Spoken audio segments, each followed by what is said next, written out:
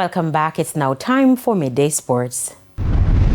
Former national player Paul Tegat Davis has been appointed the new head coach of Jamaica Premier League team Montego United. The club made the announcement via its Instagram page on Monday evening. In what has been a whirlwind last few days at Montego United, Davis replaces Argentine Rodolfo Zapata, who parted ways with the Western club via mutual agreement on Sunday. Davis represented Montego United in his playing days and led them as coach back to the Premier League in the 2009-2010 season before the name changed to Montego United by then owner Orville Powell. He takes over at Montego United with the club sitting third in the JPL on 48 points. Meanwhile, in addition to Davis, Andrew Peart, the coach of Glenmuir High, was also named as a technical director on Monday night.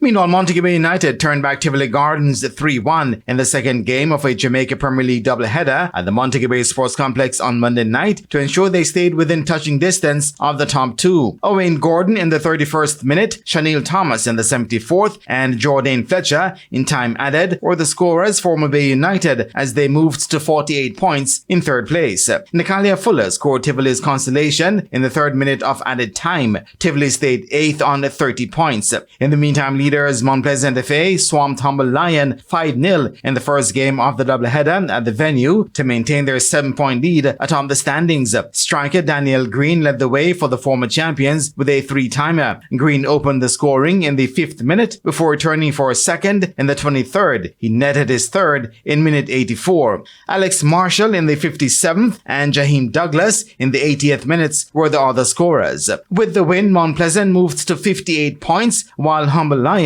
remain at the foot of the standings on 15 points.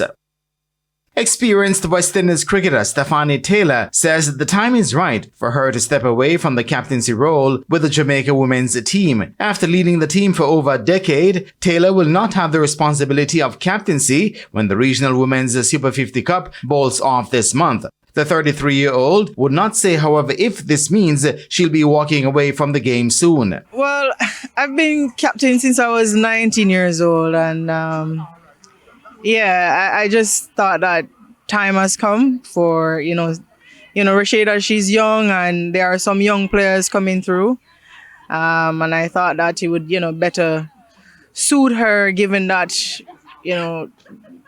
probably whenever I choose to, retire, but at least she would, groom those young players coming through. We will still be there to support her and make sure that, she's fully supported. The upcoming regional tournament will also be the first competitive action for Taylor since she underwent surgery for an injury she sustained late last year. And that is it for your Midday Sports Roundup, and I am Jermaine Brown. Thanks, Jermaine. And that's the Midday News. I'm Kerry-Ann Simpson. Join us at 7 for Primetime News. On behalf of the news, sports, and production teams, good afternoon.